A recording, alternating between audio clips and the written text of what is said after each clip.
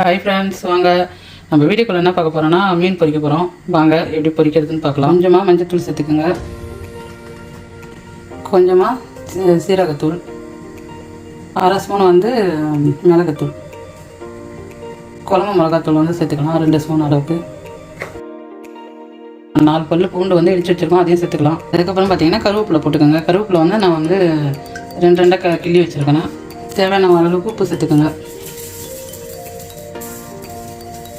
கொஞ்சமாக எண்ணெய் விட்டுக்குங்க.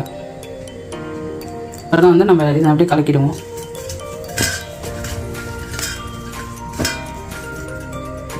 இப்போ எண்ணெய் போட்டு நம்ம தூளெல்லாம் கலந்து வச்சிட்டோம். இப்போ நம்ம தேவையான அளவுக்கு தண்ணி ஊற்றிக்கலாம். நம்ம தேவையான அளவுக்கு சேர்த்துக்கணும். அப்படியே நம்ம கலந்து எடுத்துக்கலாம்.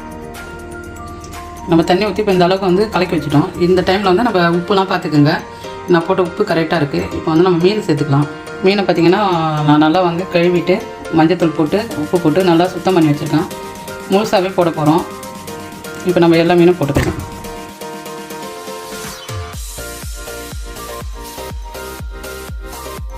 மசாலா எல்லாமே தடவியாச்சு. இப்போ இந்த மீனை நம்ம ஒரு 5 நிமிஷம் ஊற வச்சுக்கலாம்.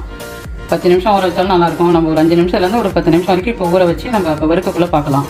இப்போ பாருங்கள், மீன் நல்லா ஒரு 15 நிமிஷம் நான் ஊற வச்சுட்டேன். இப்போ நம்ம தோசைக்கல்லை அடுப்பில் வச்சுக்கலாம்.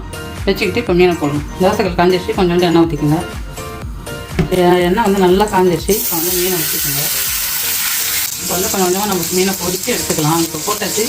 அடுப்பு சிம்மில் வச்சு நம்ம மீனை பொரித்து எடுத்துக்கலாம். ஏன்னா முழு மீனாக இருக்கனால கொஞ்சம் அடுப்பு சிம்மில் வச்சு பொரிச்சிக்கலாம். திருப்பி விடக்குள்ள காட்டுறோம். இப்போ பார்த்தீங்கன்னா நான் சின்ன வெங்காயம் ஒரு 5 வெங்காயம் கட் பண்ணி வச்சுக்கிறேன் புதுசாக. இதை அப்படியே நம்ம லைட்டாக மீனில் போடுவோம். சூப்பராக இருக்கும். மீனில் போட்டு செஞ்சு சாப்பிட்டு பார்த்தீங்கன்னா சூப்பராக இருக்கும். மீனை நம்ம திருப்பி விட்டுக்குவோம்.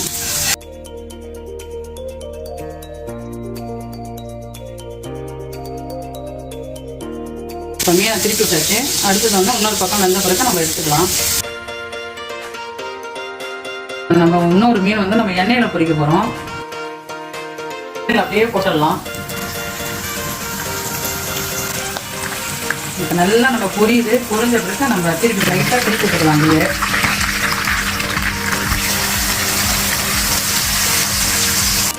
இந்த மீன் பார்த்தீங்கன்னா ஒரு 4 நாளைக்கு முன்னாடி கடலில் மேய்ஞ்சிட்டு இருந்தது. இப்போ எங்கள் வீட்டு வானலில் எண்ணெயில் மேய்து. இப்போ பாருங்கள், சூப்பராக நம்ம வானலில் எண்ணெயில் பொரிச்ச மீன் இது எடுத்து வச்சு பார்த்தீங்கன்னா நம்ம மீன் வறுவல் சூப்பராக செஞ்சு முடிச்சிட்டோம். ஒன்றி ஒரு மாடலில் வறுப்பாங்க. நான் கொஞ்சம் வெங்காயமும் போட்டு வறுத்துருக்கேன். கருவேப்பிலை நல்லா போட்டு நான் ஊற வச்சு வறுத்துருக்கேன். செம வாசனையாக இருக்குது. கருவேப்பிலைலாம் நல்லா முருவலாகிடுச்சு.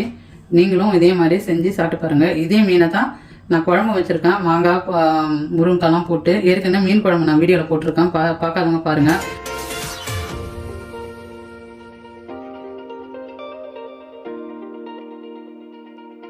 குழம்பு எல்லாமே சூப்பராக இருக்குது. இதே மாதிரி நீங்கள் செஞ்சு சாப்பிடுங்க. வீக்கெண்டில் லீவு நாளில் இந்த மாதிரிலாம் செஞ்சு சாப்பிட்டோன்னா செம்மையாக இருக்குது.